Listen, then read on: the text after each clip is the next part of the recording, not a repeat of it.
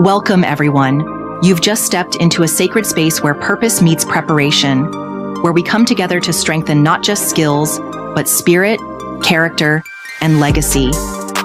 Here inside the Huddle in M.O.M.S Locker Room of Legacy, we go beyond the scoreboard. We speak life into vision. We nurture identity, fuel growth, and equip families with tools to thrive, on and off the field. This isn't just a workshop, it's a movement, a God-led playbook for legacy building, financial wisdom, emotional strength, and spiritual alignment. Disclaimer: the content provided in this video is for educational and inspirational purposes only and should not be construed as legal, financial, medical, or psychological advice. By watching this video, you voluntarily release moms, mothers of motivated sons. It had to happen, ETM, Dr. Erica Wilson, all facilitators, affiliates, and contributors from any and all liability. All content, including audio, video, graphics, presentations, workshop materials, and commentary, is the exclusive property of M.O.M.S and It Had to Happen, TM. Unauthorized reproduction, recording, distribution, or use of any portion of this content is strictly prohibited without express written consent. This video may contain copyrighted material not specifically authorized by the copyright owner. Such content is used under the provisions of the Fair Use Act for purposes such as education, commentary, and nonprofit awareness. We do not claim ownership of third-party content used under fair use. If you are the copyright owner and have concerns, please contact us directly for resolution. Thank you for supporting moms, mothers of motivated sons, where faith meets the field and legacy lives beyond the game. So lace up, lean in, and get ready to join the huddle where every voice matters, every journey is honored, and victory starts within. Let's go. Please be sure to follow us on Instagram, Facebook, and TikTok, Mothers of Motivated Sons.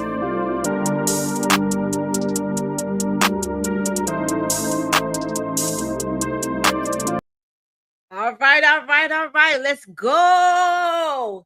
Welcome into the huddle, guys. Let me tell you something. Get ready to bring out your pens and your paper to take notes. Tonight's topic is the art of meal prepping, the setup for intentional nutrition.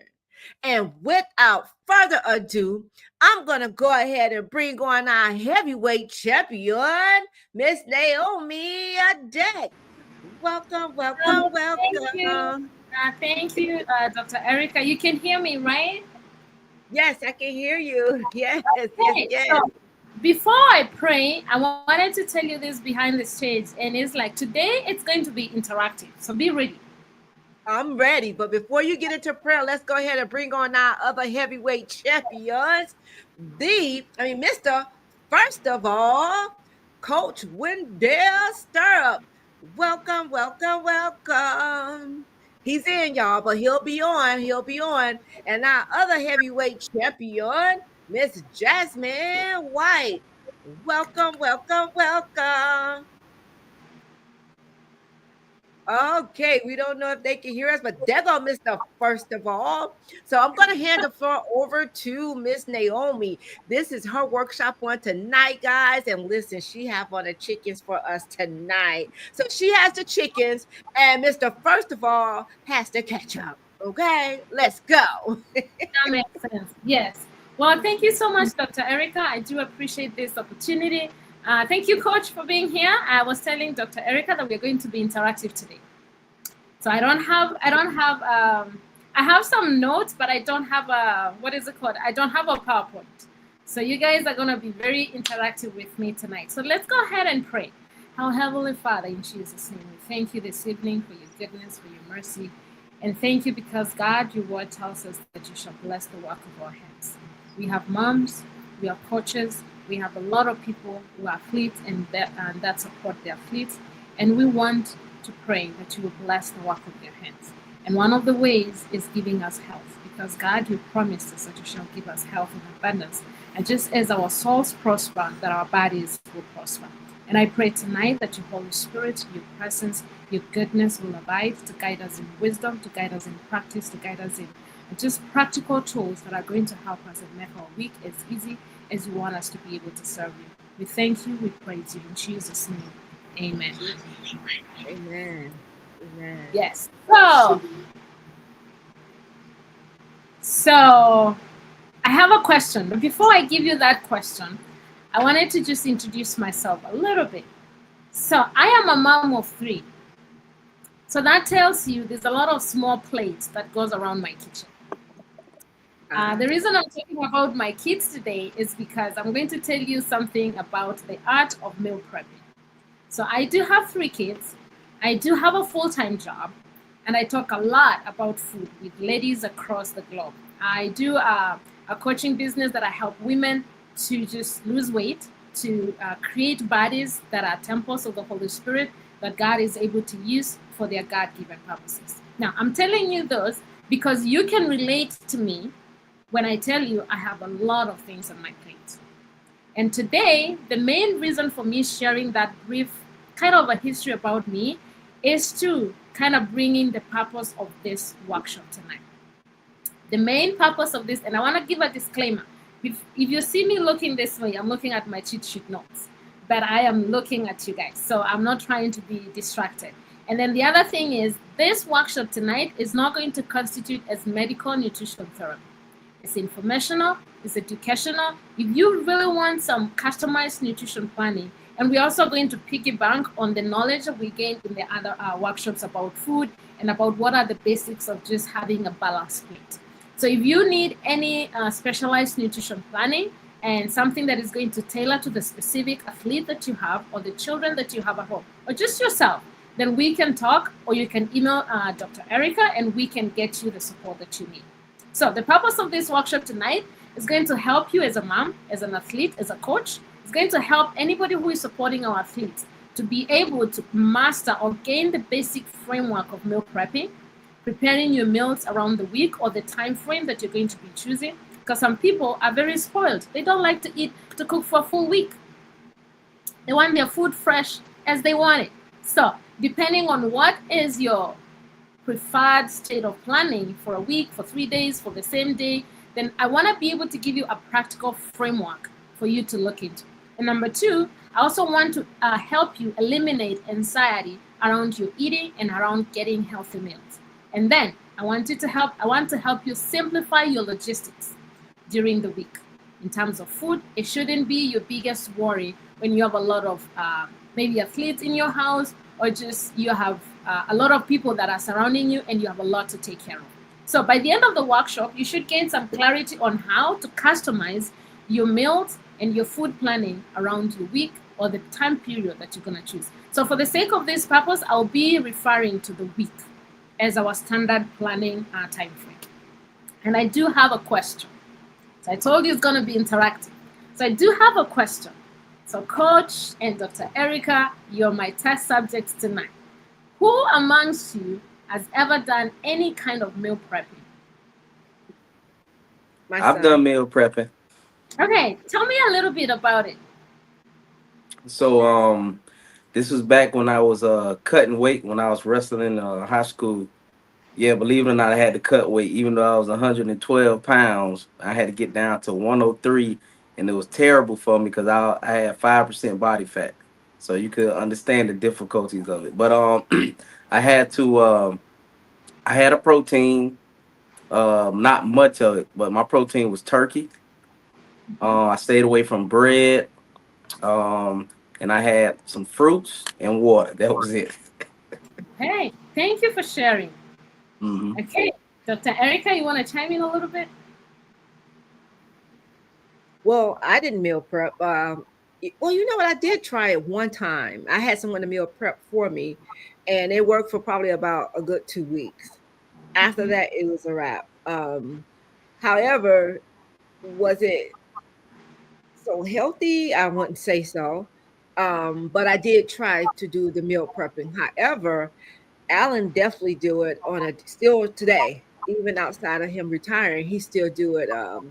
And it works great for him. it started him to eating like vegetables that it was so hard for me to get him to eat, and different things. Now he's open to trying. So I think that's a plus. Well, thank you for sharing. I don't know, you just mean you can hear me. I hope I'm gonna catch you at some point before we finish today. But if I can submit it to you that you're already doing meal planning, you would be very quick to say, no, I don't do meal planning or meal prepping. But the truth is you do.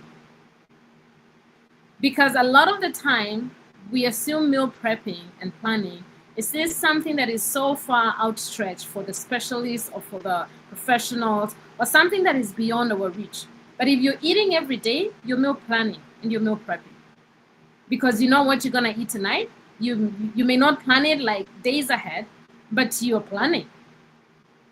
So that's an encouragement. So the first thing is, what is really the understanding of when people say meal planning and meal prepping?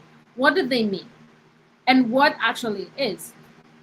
Now, what they actually mean, and correct me if I'm wrong, but what people actually mean when say meal prepping is where they plan their food, they know what they're eating for the next 7 days, and they cook that food and put it in the fridge, or they kind of just, they have everything ready.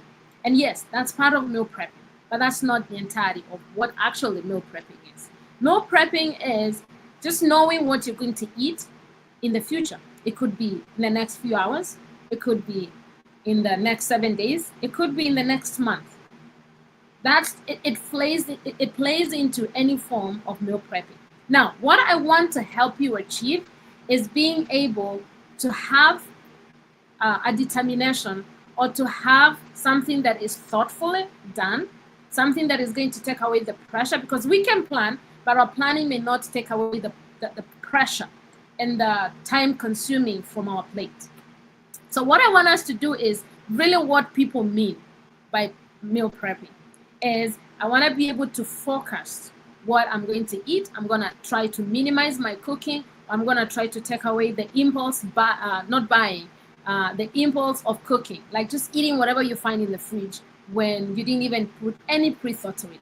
And there are 3 main steps to meal prepping. But before we get into the actual framework, I wanted to tell you what are the things that we need to pull from the previous sessions that we need to consider when we are thinking of meal prepping. One is start with the basics. Don't think about supplementation. Don't think about the crazy specific health conditions, or just the advanced before you think about the basics. Do you have your enough carbohydrates? Do you have proteins in your plan? Do you have your vegetables, your minerals, and your vitamins covered? That's where you need to start. Now, once you get good at planning just the basics and the natural and the most needful, then now we can start putting in the thought to what do we need to fill in the gaps that we do not have. But don't start thinking of flying the space when you're not even build the rocket first. Our rocket is going to be, am I meeting my basic nutritional needs before I can consider my sport, before I can consider my the time frame, the performance, if I'm in practice or I'm in performance competitions. So before we start thinking on those differentiations, can we just think of what is the basic plate? Your protein, your carbohydrates, your vitamins, your fiber, your water intake, your sleep. All those things are the basics. Before you build the foundation, don't go building your master bedroom, your attic, your your presidential suite. Think about the foundation first. What am I building? That's number 1. Number 2 is you have to consider who are you meal prepping for. Those are 2 main factors. Who are you prepping for? Is it just you? Is it you and your husband? Is it you and just your athletes? How many athletes do you have? How many children do you have? Are they just athletes, or you have a mix of non-athletes and athletes in your home? So you have to consider who are you prepping for. That's very key. Do people eat on the same plate? Your dynamics of meal prepping, because who you're prepping for is going to determine the dynamics of your meal prepping. If you know your people who, I just don't like my rice after the 3rd day, and I just don't like my chicken after the 3rd day, or I can eat chicken 24/7, 7 days a week, and they don't care. And you're able to plan those dynamics. You know your children, you know your athletes, you know your spouse or whoever constitutes your household, you know them. Now, if they're non-negotiables, then you consider those. If I don't think I can stick with chicken for 7 days, but it's not a non-negotiable for your family members, then that's something to consider. You have to consider the non-negotiables and the negotiables. If somebody can eat chicken for 7 days and they don't mind, it is a non-negotiable, but you want to give them chicken only for the 7 days, maybe not. Maybe yes, maybe not, depending also on your family dynamics. So those are things that you need to consider. Now, for personalized meal planning, then we can talk about that, because I can't tell a family of 7 to prep the same way a family of 2 is going to prep. It's going to be difficult to merge them, but the concepts are the same. So the concept is consider your basics. Number 2, consider who you're prepping for. And also 3, consider your financials. Consider your financials, because you don't want to plan for something that is going to give anxiety when you're trying to remove pressure and stress. So you want to consider something that is doable, because finances might be also determining the non-negotiables. If you can only afford beans and lentils, you may not want to consider animal protein, depending on what is your budget. So it doesn't mean you can't eat healthy. Actually, a lesser budget means you're more likely to eat healthy than somebody who has a lot of money to spare, because then they can eat more unhealthy stuff than somebody who is just constrained on a budget. So you want to consider your financials. You want to consider your resources. You want to consider also the people who can help you meal prep in terms of resources. If you have like 17-year-old athletes, they're more likely to help you in meal prepping. If you have a 9-year-old athlete or just children, I don't think they're going to be so much of help, except go cut these tomatoes or go do this or just carry this bag from the car to the house. But if you have a 17-year-old with a driver's license, hey, go do the shopping. I will go do whatever. So there's division of labor. So you have to consider your dynamics in the home, your dynamics of the people you're prepping your meal for, your resources, which includes financials. I said financial because sometimes when we say resources, we don't consider that. I tell people, before I can become a dietitian, I have to be an economist, I have to be a lawyer, I have to be a policeman, I have to be all these things, because I want to make sure by the time we talk about the food, you are able to implement everything else. So consider your resources, consider human resources, consider financial resources, consider your mental resources. What capacity do you have in your mind? If you're not able to prepare, other thing in terms of resources is your storage capacity. If you have only one fridge, you don't have a storage like a garage deep freezer, you're not going to prepare meals for 3 weeks. It's not going to help you because it's going to go bad. So those are little things that you consider on the side. What is your environment? What is resources? The manpower that you have. If you have 3 boys or 3 girls who are above 15, you know they can do more work than somebody who is 7, 8 years old, 9, 10. And somebody who can handle knives, you know how you're going to involve them in meal planning. I would encourage involving them as early as when they are young, but giving them, because again, when you involve them as young as they come and they start the knowledge of doing things, they're more likely to determine their tastes. So the meal aversions is going to be less as they grow up and as they participate in what you're doing and see what you're doing, as they touch the food, sensory-wise, and all those things. It's going to contribute to how, one of the disadvantages that I do have with my kids as a single mom is I had a lot of people help me with bringing up my children. And sometimes when you have people helping you, and that's why I bring in I become vulnerable today to tell you, I'm not telling you this because I'm a superstar who is living above them. I'm living it with you. We live this and we walk the journey together. So you find a lot of people determined what my kids are going to eat for most of the time when they were like less than 5 or less than 7, because I had to have people help me. And you can't tell me, you can't go telling somebody, you have to help me pick my kids from school, but you can't feed them this and this and then this. And that's where I am so a firm believer of my faith and your faith perfects the science that we don't meet. Because when you do not have the time and the resources to fit the bill of what you're thinking to feed your family, then faith can take that part. I do believe I can speak this on the mountaintop with experience, with so much assurance, God covers nutrition deficiencies when we trust him with our eating. He does cover nutrition deficiencies. When he knows you can't go beyond that level, he can feed your children with manna from heaven that nobody sees. And he can cover their deficiencies. He can cover your deficiencies. But we also have to make sure that we're involving him, and we're not letting things just slide and take advantage of, oh, somebody else is doing the job, I can sit and cross my legs. It has to be active participation. But I do believe that faith profoundly covers where science cannot meet. Not that we're going to neglect the science, but if you cannot meet the science of meal prepping, the science of just putting where your kids need to be all the time, and to the, like, you're not crossing your T's and all your dots are not met together, don't overstress yourself because you're not like soy and sauce family. Do not. There's one who covers for all the deficiencies that are not covered. In Deuteronomy, I've been studying about God being our Father. And one of the profound things about God, and I wasn't actually planning to talk about this part, but I feel like it's necessary because sometimes we get stressed because we're like, I can't meet the dimensions of my science. What am I going to do? God says he gives food and raiment to the stranger. He is the father to the fatherless. And for any family, whether with two parents or one parent, but they feel like they cannot meet that level of planning, level of taking care of their family to where it looks like the ideal situation, it's not to lead us to despair. The Lord covers that. So trust him with your eating, trust him with your planning, trust him with your athlete, trust him with yourself, trust him with everything. And I think that is going to be one of the key factors. Now, let's get into the framework.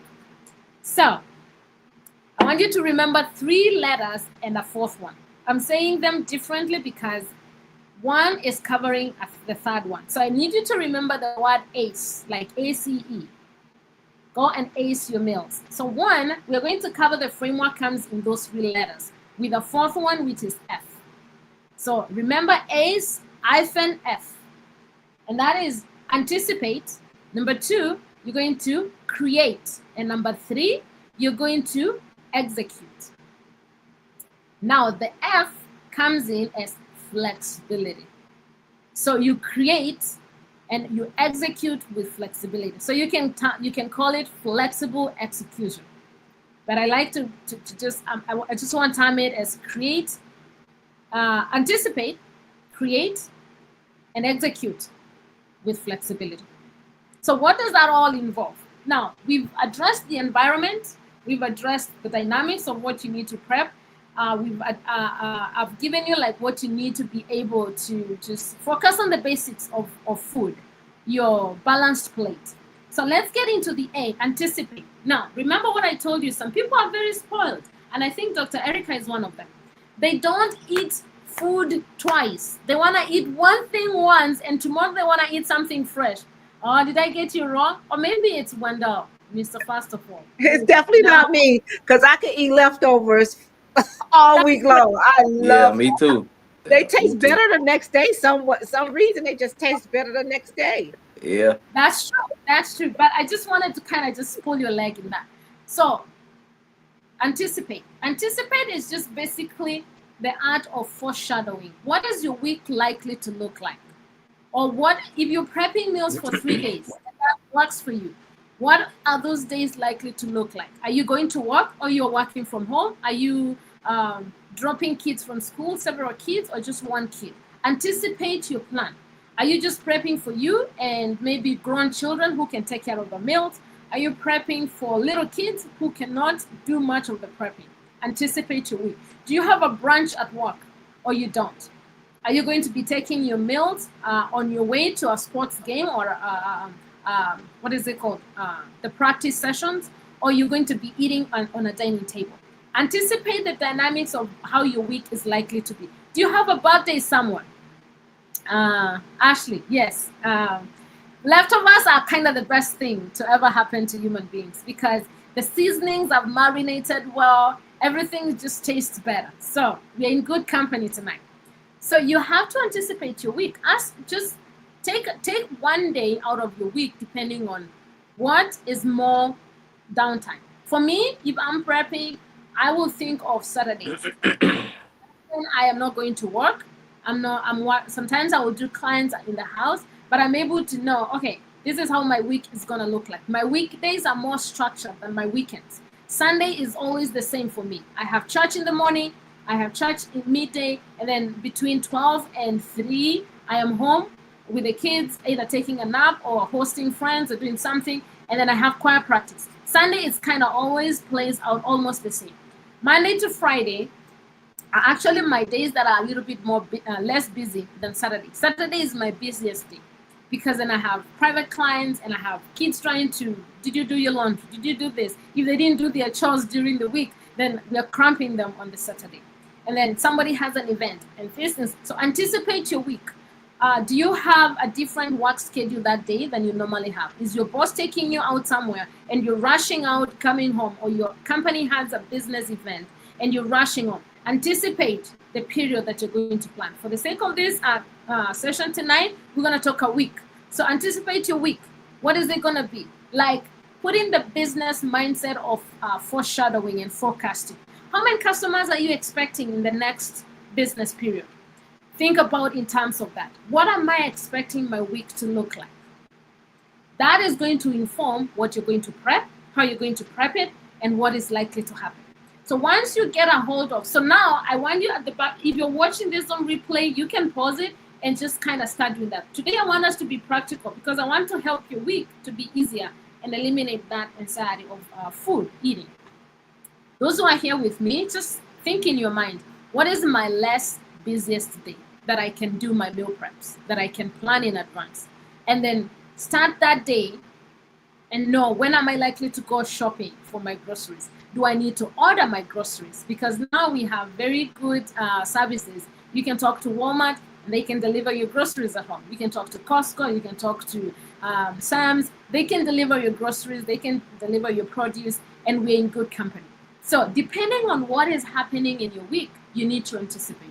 Because if you just go to the store, have you ever gone shopping and you went to buy one simple thing, a dress for an event? By the time you get home, you have like 10 dresses and you forgot the color that you wanted for the event. So now you have to go back again to the store because you didn't write things down. You didn't anticipate what is likely to happen. Like they tell you, if you're going grocery shopping, make sure you eat at home because you're going to be eating at the grocery store because of all that you see. So there is wisdom into anticipating. What do you think is likely to happen during my week? But the Bible says, commit your ways into the Lord and he shall make them come to pass. You don't commit a plan that you do not have. You have to know what you have to commit it to somebody. Now, number 2 is creating. So we create what we have anticipated. So now we sit down. I know I have a brunch on Wednesday. I have a birthday party on Friday. I have the athletes are going to stay with coach on Saturday, so they're not going to help me do meal prepping, or coach is taking them somewhere, or they're sleeping over with their friends, or something is happening. This is what is my week likely to be. So I know when I'm putting down into create, and we have 3 levels in create. So level 1 is where you write things on paper. You say Monday, I'm prepping for Monday to Sunday. So you write a calendar, you pull up a calendar and you write Monday breakfast. This is what I'm eating. Okay, lunch, we are not going to be home. So we are not prepping for lunch.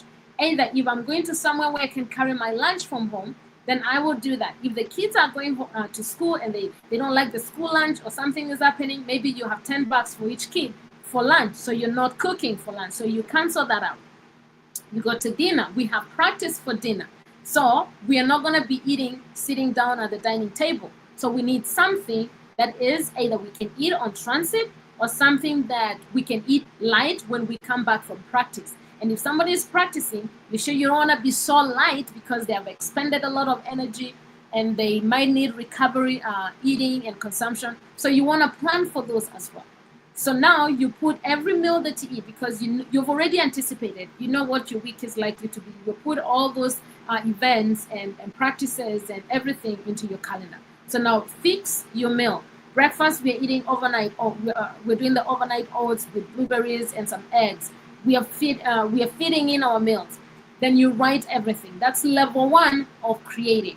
You just write your menu on the calendar and you're good to go. Now that's basically for people who are the spoiled lot, who don't like to eat two things that are not fresh, who doesn't like the leftover seed. And there's nothing wrong with that. I'm just speaking up on you because you guys are very special to me. So I have a lot of friends who are like that. So they just write their stuff, but having it written down, it helps you when you go to grocery shopping. It helps you to kind of discipline yourself. So you're not coming home and you're extremely hungry and you're like, I don't know what to cook. If you pre-plan by writing it down, and even if you're not prepping the ingredients or you're not prepping anything else, you know, for me to be able to eat rice and beef, it takes this amount of time to cook. So I need to be home at this time. I need to finish cooking at this time. So I don't have crazy athletes in my living room chewing on ice cream because they're waiting for dinner. And then by the time the dinner is ready, nobody's ready to eat because everybody is full of junk in their stomachs. So those are the dynamics of what allows you to have that rest in mind. So when you write it on the calendar, you know, I need to be home this time so that by the time I'm done prepping, cooking my food, everybody is not screaming hunger. At least there's enough time for me to prep. Or, you know, this day I'm working from home, I can cook a longer meal, a meal that takes longer to prepare.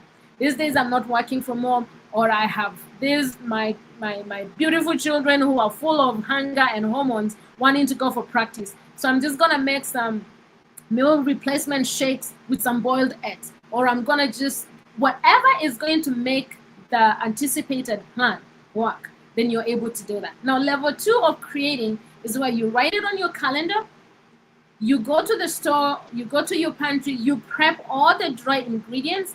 You, like if it's rice, you already measured it. It's just like, you know how many cups, you already put it in small boxes. It's just dumping it in the pot. You're not trying to figure out, is it rice or is it quinoa? Is it this? You already put it, like you have all your dry ingredients set.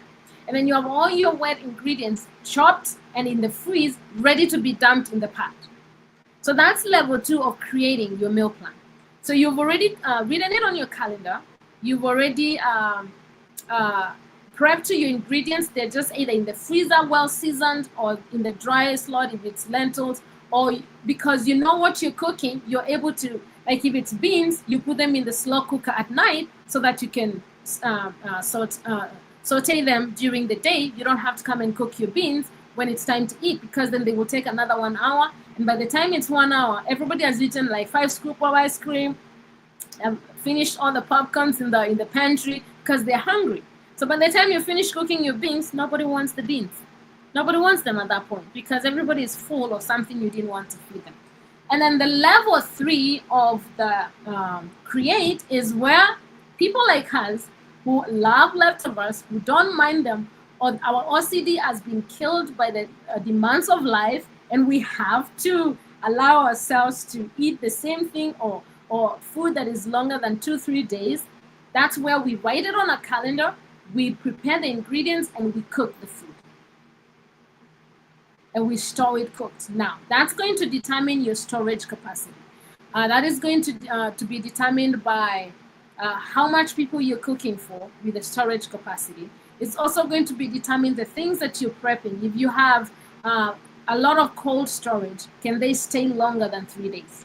So something like chicken, you don't want to leave it in the fridge for more than 3 days. Something like beef, you can leave it in the fridge for like 4 or 5 days if your fridge is set to the coldest part.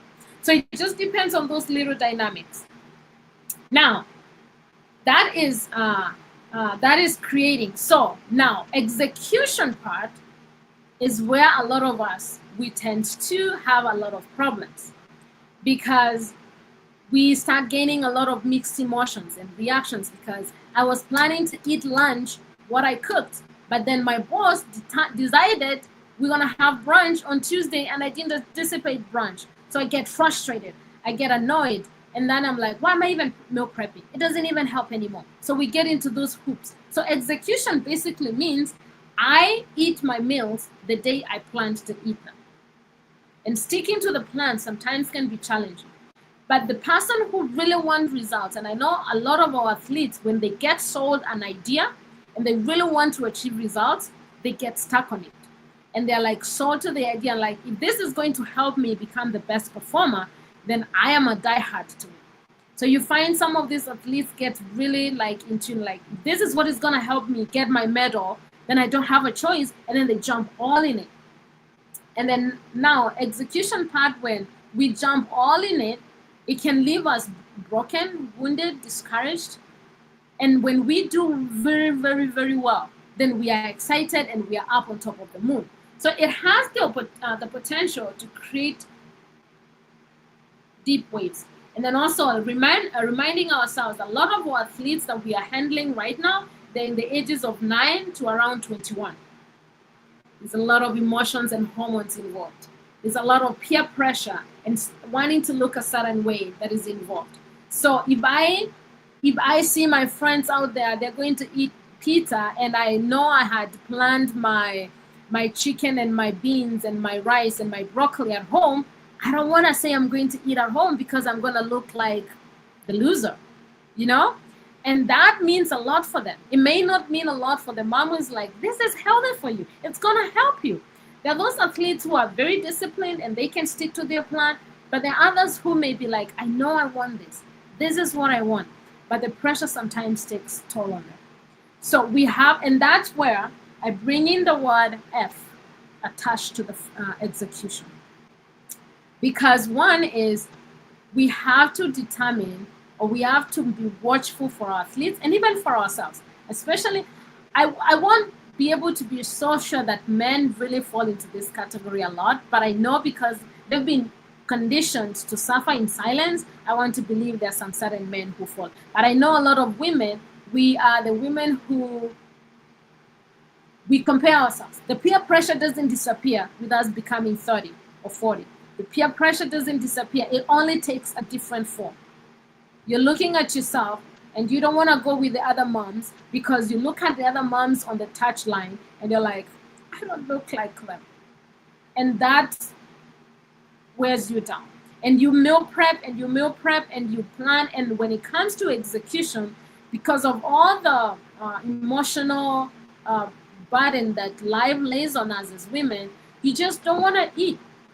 You don't want to execute. And that time your brain starts telling you, you know what? Just go to Chick-fil-A, get your ice cream, get your milkshake, reward yourself.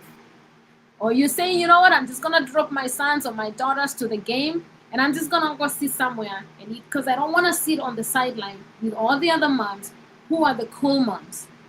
So we have all those things, and a lot of things also may come to interfere with us executing. Personally, I've been in the place where you meal prep the good stuff and it stays in the fridge for 3 weeks, 4 weeks, and you've been eating, and then you ask yourself, so what have I been eating? Because you've been eating outside of your plan all this time, and we get discouraged. Now, the other thing is things that are beyond our capacity to bear, like what I said earlier. You were not planning to have a business dinner, and then your boss or your company decides you're having an impromptu meeting to prepare for auditors or whatever it is. And then your plan gets thrown off and you start getting discouraged again. You start saying, I'm trying to do this. And trust me, if you're a Christian, the devil is going to affect your healthy eating as much as he affects your faith. As much as it's going to poke holes to your faith in God. Your faith in God for him to help your athletes. For in faith in God for him to carry you. He's going to use it. And you see non-believers out there, they're keeping to their plans, they're disciplined, they're working well, their bodies are responding to their nutrition, they're responding to the performances that they're preparing for. But you're like, what's wrong with me? Consider eating healthy as an athlete and even just as a mom on a general perspective as a field, as a battlefield, also for your faith. Because the devil, if he knows he can touch your meal prepping and it's going to affect your faith, he's going to touch it. And he's going to leave any other mom out there who doesn't care anything about God. But if he knows it's going to affect your faith in God, he's likely to touch it. So we have to be also on guard spiritually when it comes to execution. We have to know that our identity is beyond the plate that is in front of me. Am I going to put all the discipline I can to be able to achieve my plan? Absolutely. But in that, we also have to remember, it doesn't determine me. It doesn't control me. It is not what determines my future. It is not what is at the base. Me and who I am in Christ, and me who I am, and then my mom, and the fellowship that we have as my children and myself, my spouse, and my family in general matters more than what I put in my stomach. I am a dietitian who is going to be confidently telling you the health of your emotional life is much more than worrying about that plate. Because what happened nutritionally and biologically, if you're chronically stressed, your inflammation is going to shoot to the roof. If you're worried about a meal that you skipped because the practice took longer than expected, and you're worried about, now I'm out of sync with my meal planning, I can't eat what I had planned, now this is happening, that energy that you're expending worrying about what went wrong is going to be more than the detriment that is going to be caused by you eating one single bad meal in a week. So we have to balance those and allow the devil to stay out, not inside. When you see those judgments coming to your mind, when you see those condemnations coming to your mind, you're going to have to put them away. And that's where we go back to the three basics of what I discussed the first session about the BFF framework of healthy living. What's your mindset? What's your food system? And then what is your community? Fellowship. Who is in your corner? When those moments of downtime come, now that's where we call the flexibility. Flexibility looks like, yeah, I missed one meal. I'm not able to feed the way I want it, because if it goes way past 11 p.m., I don't want you to be eating a full steak at 11 p.m. It's going to affect their sleep. So maybe you're just going to do a milkshake and you go sleep. Or you're going to do like a protein supplement and you go sleep, because it's going to allow better digestion. It gives you a little bit more protein. And that's where now personalized nutrition comes into play. So when you find yourself going out of, this is my ideal, this is a plan that is going to work for my child, that is going to work for me as a mom, but things start swaying to the left or to the right, that's when you stick and say, you know what, flexibility. Flexibility, it allows you the peace that allows for your stress levels to go down. You don't want your cortisol to be up, because already your cortisol is up as an athlete because you're exercising way too much than the normal person. So you don't want to increase that cortisol level by thinking too much, by worrying too much about your meals and all that thing. So you want to keep those levels low by saying, okay, this happens, how can we pivot? How can we pivot and move to the next thing as quickly as possible? And then just forget what it is. And then, like the Bible says, forgetting the former things and moving on, one is ahead. And at this point, I like to use Romans 8:1. There is therefore now no condemnation to them that are in Christ Jesus, to them that have been called according to his purpose. That's when we start differentiating who I am and the things that I'm doing. Because I would rather we be at the place of peace, rest, just that solemn living, than when we are living on agitated hormones and agitated emotions. And then what happens when that happens, when we don't consider the flexibility aspect of execution, is we are revolving on constant stress. Constant stress. And that is, I would rather you eat French fries and deep fried chicken than you being stressed more than 4 hours. I would choose that as a dietitian. If you're constantly stressed about because what is going to happen is you're going to get into the cycle of blame and shame and blame and shame and guilt and shame and guilt and shame. And then you're going to have a series of more bad meals. But if you just forget about this one meal that you are not able to control and move to the next meal, you've saved many more meals to come ahead. Any questions so far?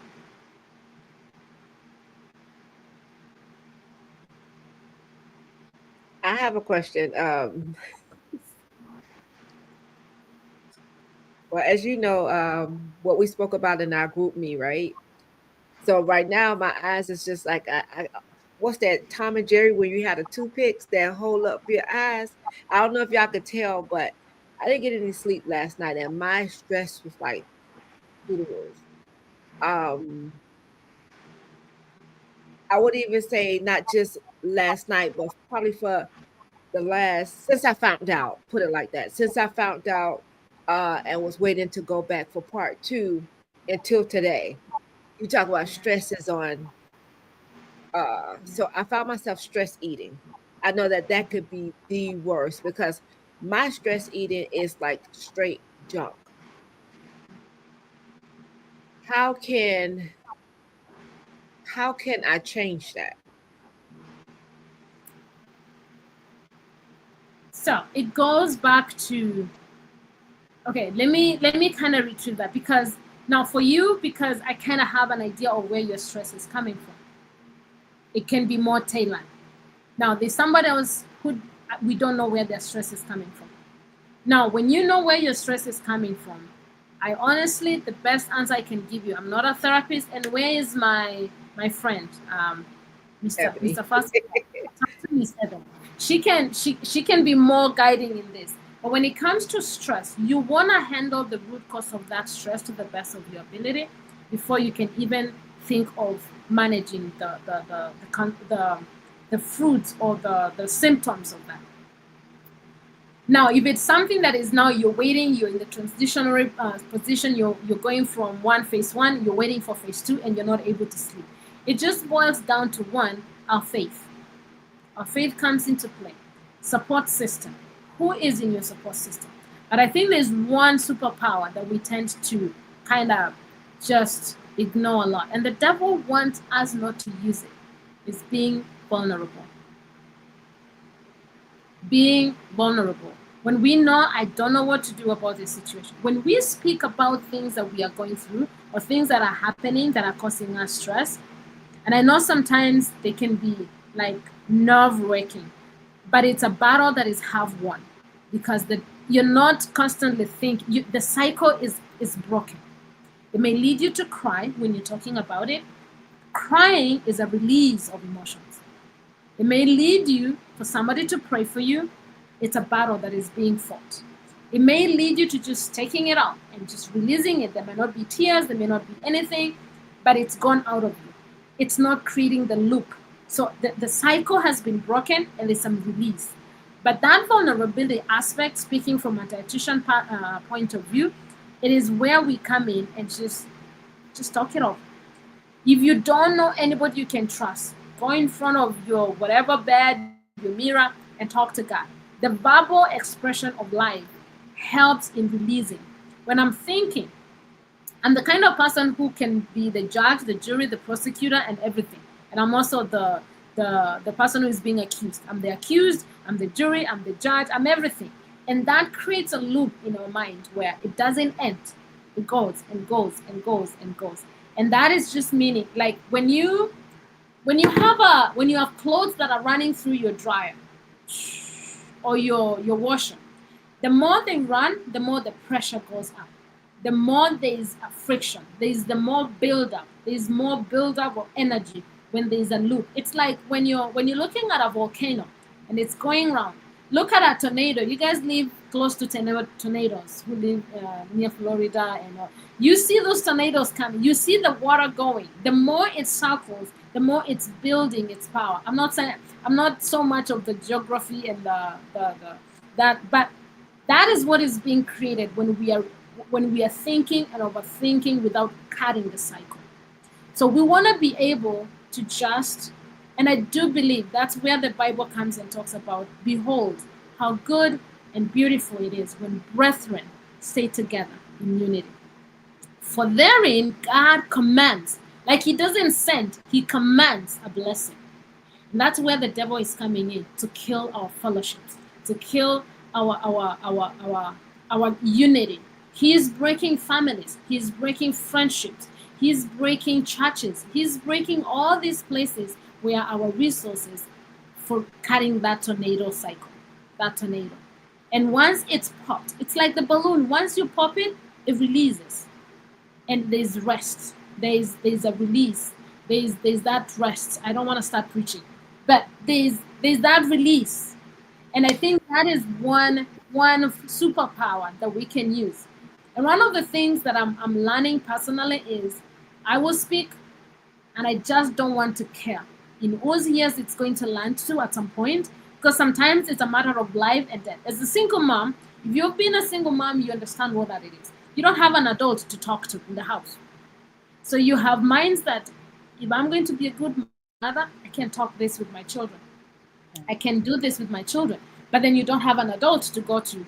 But you have God, yes, but there's that human touch that is like, I need another person's brain to cook this with, to kind of, and it's not there. And sometimes we are left having all these piles of things. And I was listening to a lady today, and she was like, when we leave those piles, we pick them up when friends and visitors and family come, we move the pile from one room to the other. We move one room to the other. It's the same way we do in our brains. We keep moving those files. We keep moving the files and the piles. We keep moving from one section of the brain to the other, but they're not coming out. That's very dangerous. So you want to be able to notice, to know. So number one, know your body. Right. Know when those triggers are coming in. When you're like, I'm feeling like I'm going into emotional eating mode. Cut the cycle. Cut the cycle before it builds up. Whichever way you're going to learn your strategy, if it is having a therapist, if it is having a friend, or if it is just you have a friend, they're not very close to you, but you know what, I'm just going to call and speak, or just going in front of your computer or just your mirror and just speaking and talk to yourself, or just put a chair and go, God, let's talk. Because again, prayer, we've overcomplicated prayer. And we want to be kneeling down on our knees. There's nothing wrong. It's encouraged to kneel down. But sometimes it's just going to be you're washing your dishes, you're preparing your kids' meals, you're waiting for your granddaughter, or you're just holding her, and you just be like, you know what, God, let's talk about this. Let's have a word. Let's come and have. He says, come and let us reason together. Even though your sins are as red as scarlet, they shall be as white as snow. It is those conversations that release. It doesn't have to be people. It could just be, you know what, God, what do you think about this? Let's talk about it. I need to hear what you're saying about this. Release it out. Take it off. We are not built to hold on to that energy. It's too hot. It's too much. It's too powerful for our mortal bodies to take. Ebony, I hope I'm not crossing the line. I have a question. Yes. I know you mentioned this before, not in the workshop when we did the meet and greet about counting calories. What does it look like for someone meal prepping, trying to lose weight, and one trying to gain weight? Should they not count the calories when they're meal prepping? Okay, let me make sure I understand. So there are two people. One is trying to lose, and that one is trying to gain. Are they in the same household or different households? Well, this same household. Okay, so you can count calories for both. You just need to be able to know if I'm gaining weight. Let's say A is gaining weight and B wants to lose weight. So one, you have to understand, for me to lose weight, B, I have to be on a calorie deficit. So the portion that you're going to plan for B are going to be different than the portions you're going to plan for A. Because A wants to gain weight, B wants to lose weight. So we're going to be looking at calorie surplus and calorie deficit for the other. So one, it will just mean a simple labeling, A, B, or with their names and the other person's name. So you can still count calories. I am not a big fan of counting calories, by the way. Right. Not a big fan. I didn't grow up with it, one, so it's against my grain. We grew up we didn't even put food in the fridge where I grew up. We just cook what is sufficient for a day or two, and that's about it. So we didn't grow counting these calories. So it's very unnatural for me, and I found that it's not sustainable for most people. So what I'm a fan of a lot is you weigh food without determining how many calories are there. So to the best of my nutrition mind, I tend to stop at the grams or the kilograms or the grams of food. The weighing part until somebody can know, okay, these are my measurements. And when I'm working with the clients, what I tell them is take 5 weeks, weigh your food. Don't start knowing, okay, what are the amounts of calories? If I calculate for you your grams, if you really want to know to the T how much food you should be eating, so let's stop at the grams. I don't want you to know, okay, this is 1800, this is 19. Let me worry about that part. This other part is just going to stress you too much for no good reason. So let me worry about the actual calories. I want you to worry about the grams. I want you to worry about the grams, the ounces of water, and all that good stuff. So you want to be able to know B is on a calorie deficit, A is on a calorie surplus.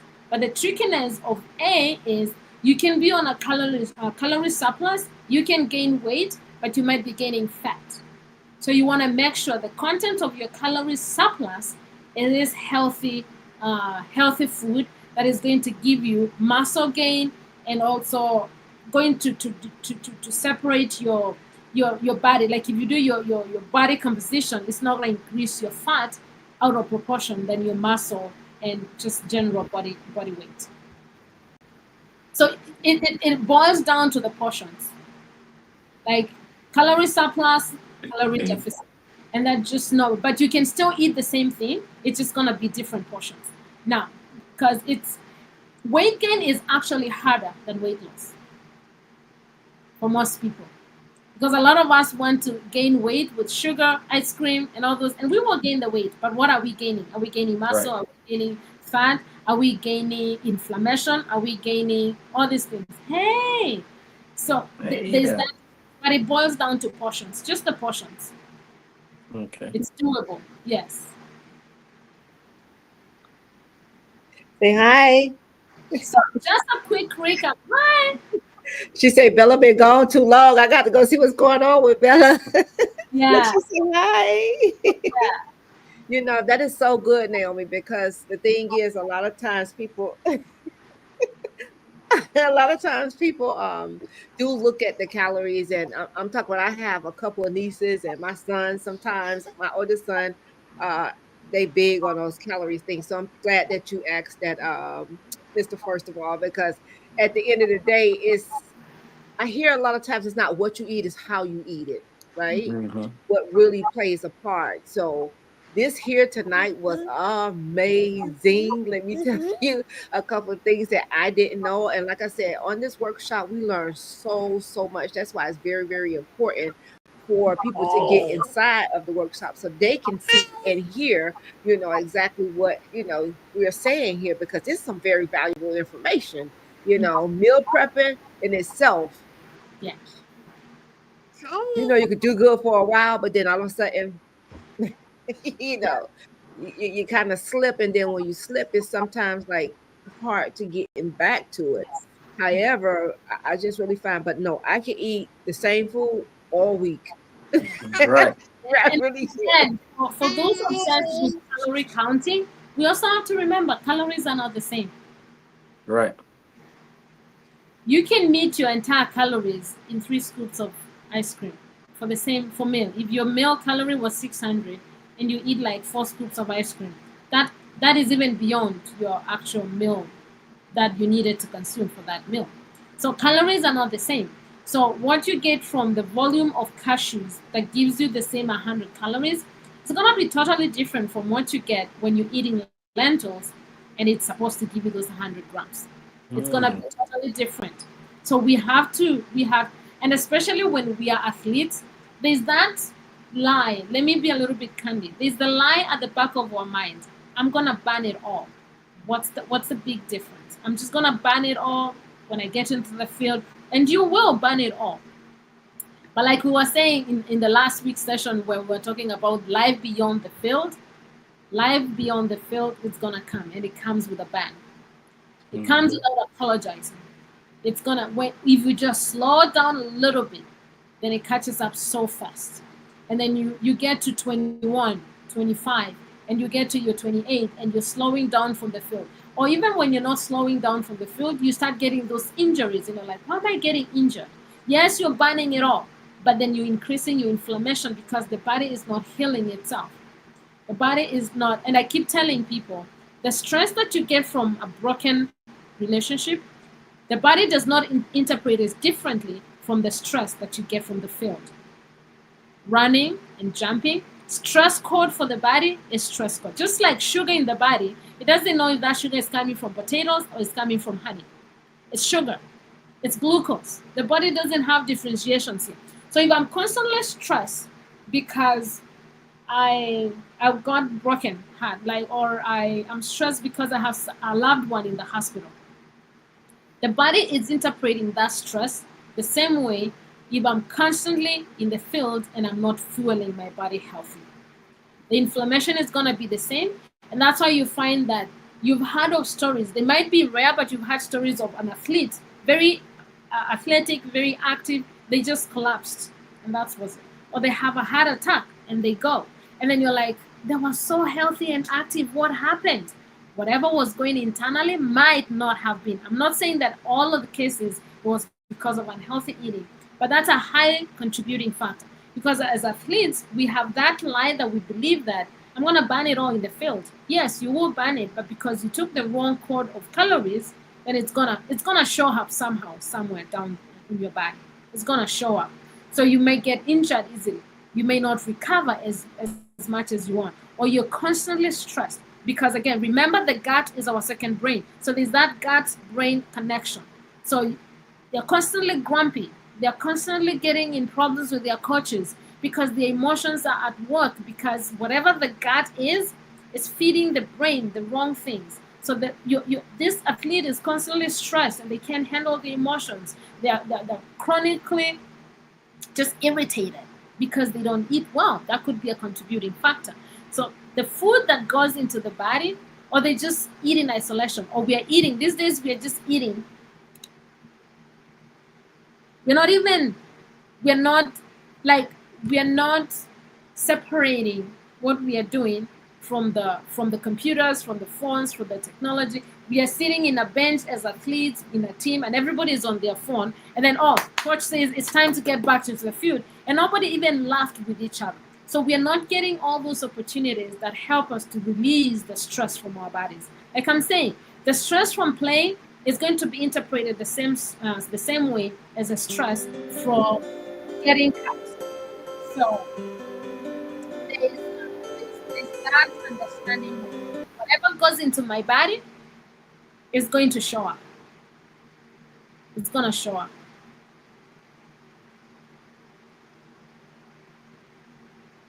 Okay, my last question before we get out of here. What is a good chocolate and what is a bad chocolate? Because that is my favorite. That's my week. I'm not sure I want to answer this on live TV. Okay, you can text me then. No, but I will. So they say I don't tell people to abstain from all sugar at the end of the day. Because again, and I know there are dietitians who will listen to me and they're like, no, we can do moderation, or some health proponents who will be like, you can't do that, because once you give people the leeway of moderation, then they're just going to mess it all up. Now, a lot of the research that I've read, they say dark chocolate is good. It's not the yummiest. So white chocolate, they say, is the yummiest. I don't like chocolate, but I like hot chocolate. Funny. I can drink hot chocolate all day long, but give me the chocolate bars themselves, I don't fancy them.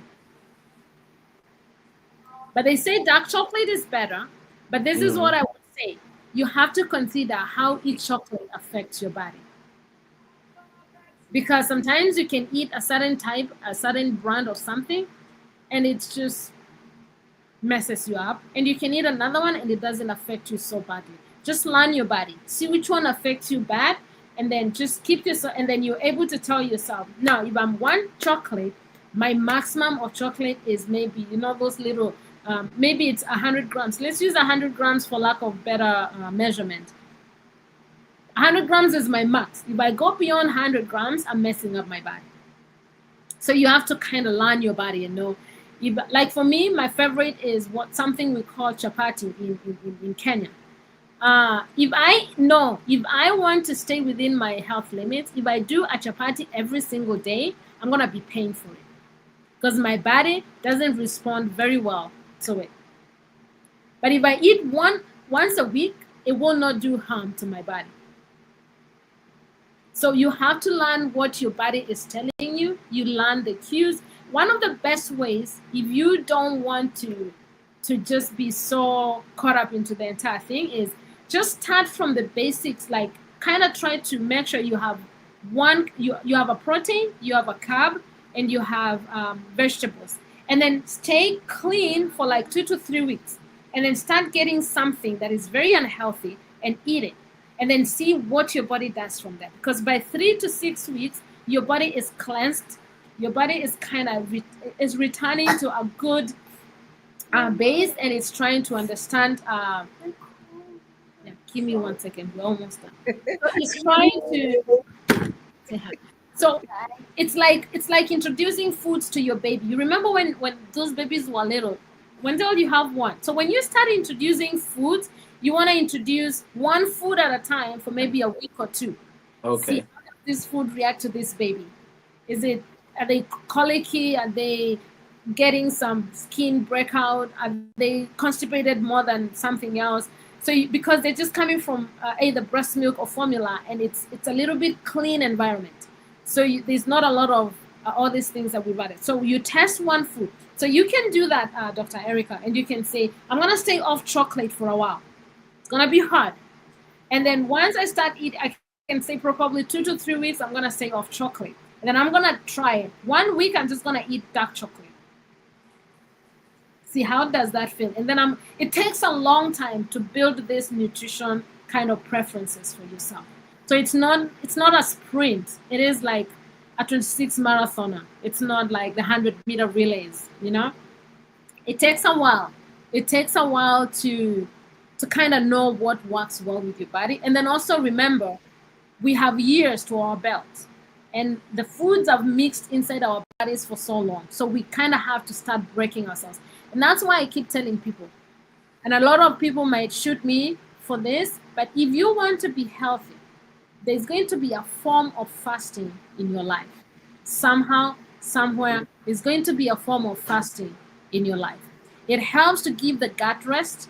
It helps to refurbish and rest your systems. It helps also the body to kind of start.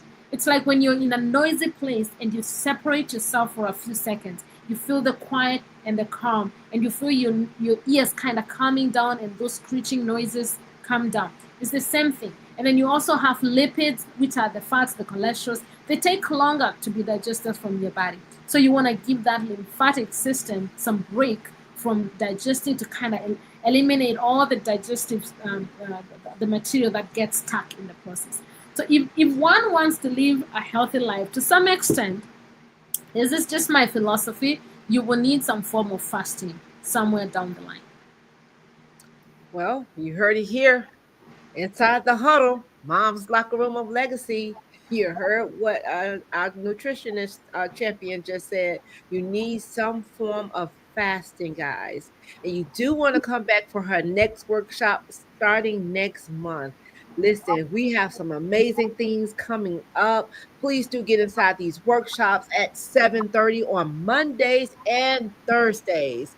Woo, let me tell you, tell a mom to tell a mom to tell all the moms and their athletes to get inside the huddle. They want to get inside Mom's Locker Room of Legacy. I'm telling you, the playbooks that's being brought out here, I can't say enough. I'm telling you, I am so honored to have the champions that we do. Because I'm telling you, we bring out the playbook, y'all. So whoever missing out, I don't know what to tell y'all. Y'all might want to again tell a mom to tell a mom to tell all the moms to come on inside this locker room. Because at the end of the day, you definitely will leave with something. And this Thursday, we were going to have our money champion, but she would not be here on this Thursday. So I may take over her Thursday. I don't know, or see if one of the champions want to take over her Thursday to see. I'll pay attention to our social media, and you'll know if we'll have a workshop coming up this Thursday. But if not, y'all want to go ahead and get those tickets to get inside the next play networking mixer. What are y'all waiting for? What are you waiting for? Go over to our website, www.mothersofmotivatedsons.org. Right on the front page. Click it, pay for your ticket, meet us in the building with your all black on. We'll love to see you there. So, champions, do you have anything to leave with our viewers on tonight?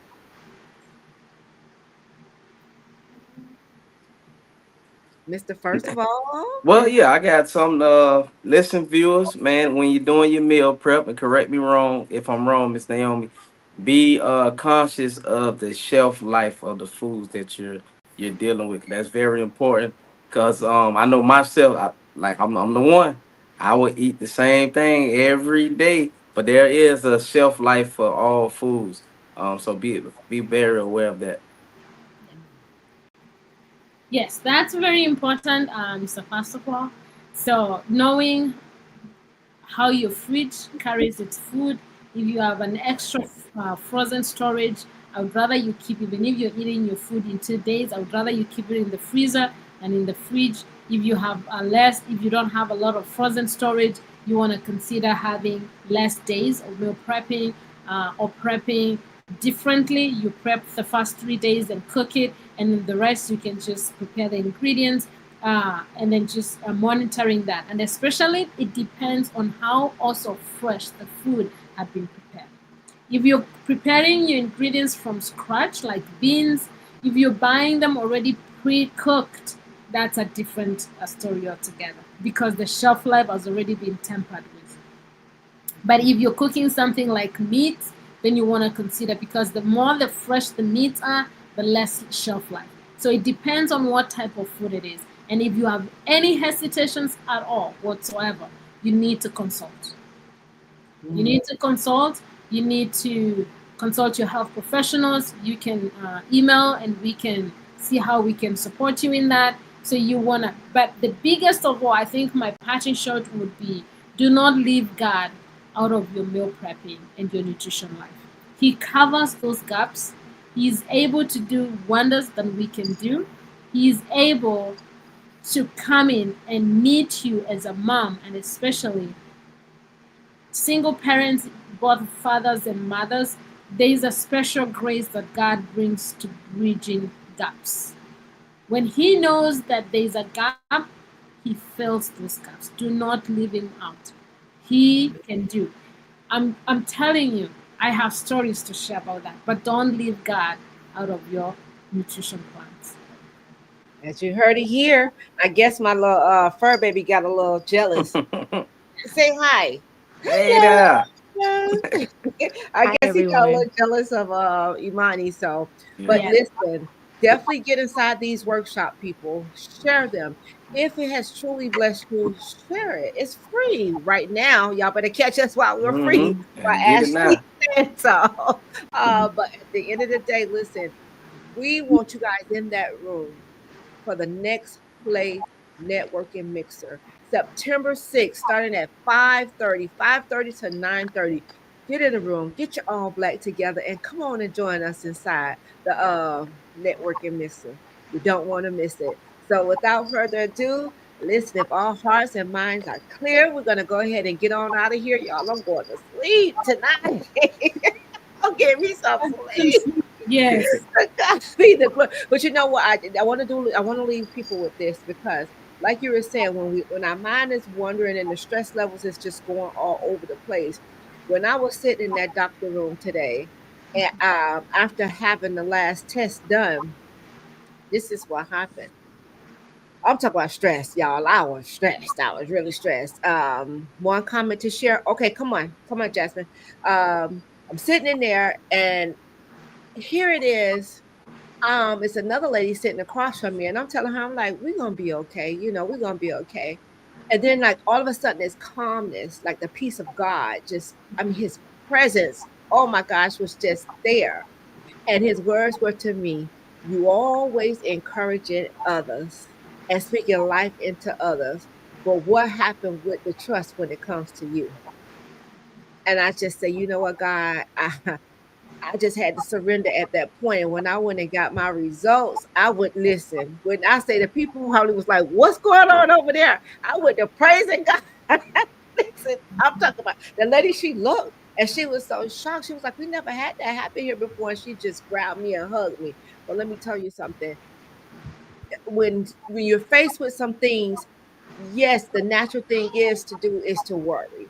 But at the end of the day, you have to know that you know that God has the best, your best interest at heart. because like I'm telling this lady, I'm encouraging this lady, but here it is, I'm up here panicking, but she couldn't tell I was panicking. Y'all didn't even know I was going through anything because I never said anything about it, but by the grace of God, mm, to Yes. God be the glory. I'm going to give you some rest tonight. So, y'all be encouraged. Until next time, meet us back here inside the huddle. But do follow us on all our social media platforms, Mothers of Motivated Sons on TikTok, Instagram, and Facebook. Oh, and LinkedIn. Y'all, we on all four. All right. That's what I'm I talking about. think So, Jasmine had something. oh, Jasmine. Okay. Yeah. One Yes. Can comment y'all to hear share. me?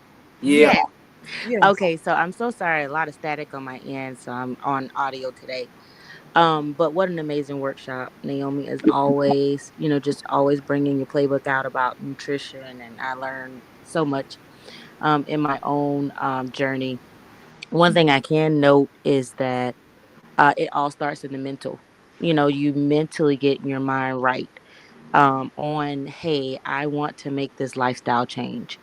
I want to be able to continue to live a healthier life as I am growing more. And so you being able to bring those tips tonight were very, very helpful. And thank you for sharing. And then also too with the meal prepping, sometimes that is a journey, I could tell you. But you sharing some helpful tips on that definitely will help me to make different changes with how I meal prep. And so thank you for giving us that information tonight. I tell y'all what, we're gonna kidnap her when she come down for the event. We're gonna kidnap her and have her to do us. Oh man. Do, do your shopping. We will come back. I'll give you some Kenyan cuisines too. You can add to I your am so serious. yeah. Okay, now I'm gonna hold you to that. I'm Yeah. telling you to that. Okay. I come in at 12. I get there, God willing, by 12 noon. So Ashley, Okay. you'll be the first recipient, I guess. All right. Thank you all for tuning in here with us tonight for our. You Go don't ahead. have to wait until then, though. You don't have to wait. We can You do don't. that on. We can do that on Okay. Zoom. I can. Okay. I can. And we need to do our next team building exercise. Maybe that could be one of them. The meal prep. We could probably do something fun and with that. But see, what y'all, we have so much going on at moms. Y'all listen. I'm telling you, tell a mom to tell a mom to tell another mom and their athletes and their friends and their sister, brother, cousin, mothers to come on and get inside the building. Inside Mom's Locker Room of Legacy, you definitely don't want to miss. So until next time, y'all, we'll see y'all later. Let's come on and send out some virtual hugs and some virtual love. I guess Lambo's giving y'all some love too. Lambo, I can't even get my hearts out. Move. Oh, there we go. All right. Until next time, guys, y'all be blessed. Bye bye. Bye.